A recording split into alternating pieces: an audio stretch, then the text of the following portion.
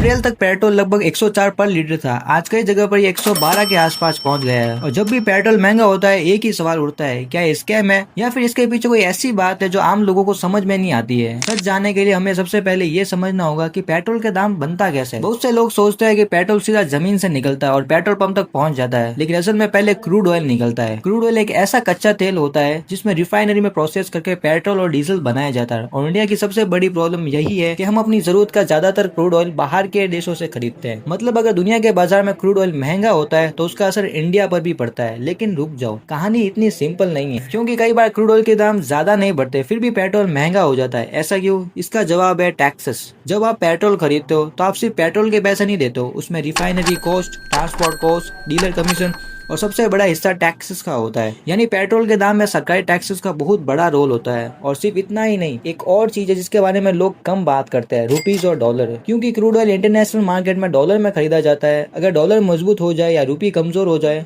तो इंडिया को वही तेल खरीदने के लिए ज्यादा पैसा देने पड़ते हैं और इसका असर भी पेट्रोल के दाम पर पड़ता है। तो अब सबसे बड़ा सवाल, क्या पेट्रोल प्राइस बढ़ना एक स्कैम है? सीधा जवाब है नहीं। लेकिन पूरी कहानी इतनी भी साफ नहीं है। पेट्रोल का दाम सिर्फ क्रूड ऑयल से डिसाइड नहीं होता है, उसमें गवर्नमेंट पॉलिसीज, टैक्सेस, डॉलर की वैल्यू, इंटरनेशनल मार्केट और ऑयल कंपनीज का सबसे बड़ा रोल होता है। और इसीलिए कभी कभी लोगों को लगता है कि क्रूड ऑयल इतना महंगा नहीं हुआ है फिर भी पेट्रोल क्यों महंगा हुआ है। तो अगली बार जब पेट्रोल के दाम बढ़े सिर्फ ऑयल बैरल की या ऑयल क्रूड ऑयल की तरफ मत देखो। सवाल ये पूछो कि 112 में असल पेट्रोल का कितने का है और बाकी पैसा जहाँ का रहा है।